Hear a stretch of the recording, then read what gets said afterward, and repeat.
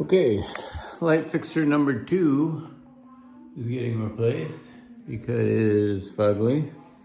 And they picked out this one from the secondhand store here. I walked up to it after my wife had already told me, this is the one I want to buy. It had a tag on it that said 66 euro. And the lady at the shop knew that I was going to pay 66 euro. And she's like, oh, that one's half price. So she's either very nice or the world's worst haggler.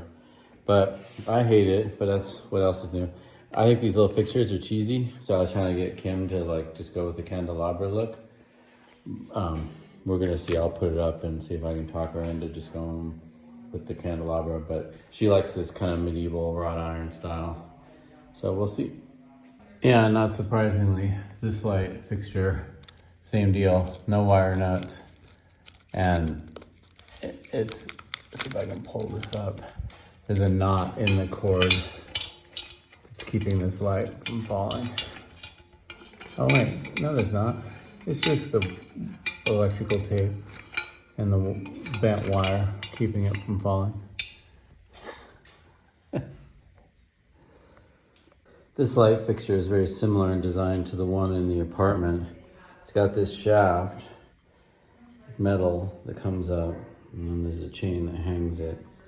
But it's got this pulley, but it's got a clamp around the shaft and a little hook, so it looks like it wants you to hook that to the ceiling.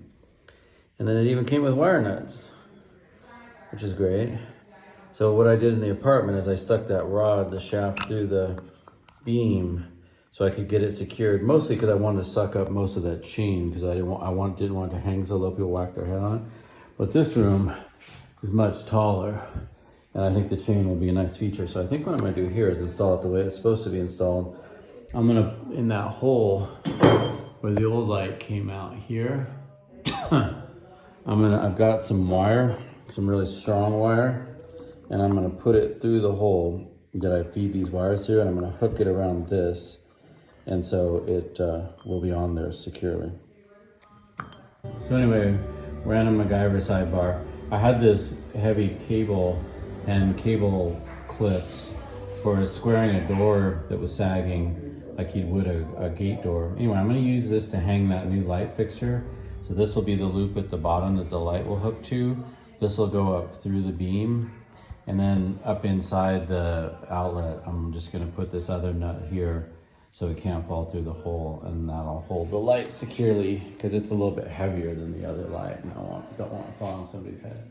Okay, got that through there. Hopefully that's focusing right. And you can see I got it clamped up here real snug, so hang a lot of weight on that. That's not going anywhere. So I'm just gonna clip off the excess, leaving some extra to bind, and hold it somehow while filming. Yeah, right. All right. Okay. All right, well, I'm not super happy with the way this one came out, but I used lots of wire to connect it here, multiple strands braided right to it, so if one snaps, it won't fall on somebody's head. If I used the regular mounting hardware, the hook that it wanted to use, it hung down so far this wouldn't fit up. So that was important to me, that it not be super visible from the ground. This is kind of MacGyvered because I want to get the tension or the gap out of that line again to snug this up under there as tight as I could. So when I tightened it, I just put this little threaded thing here. Got my wire nut back in there. Should be good. All right, well, there's the finished product.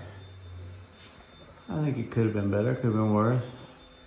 I'll put a little bit of wood stain there to hide that. It's a little off center, but that ain't my fault. That's the electrician who came out before me 50 years ago.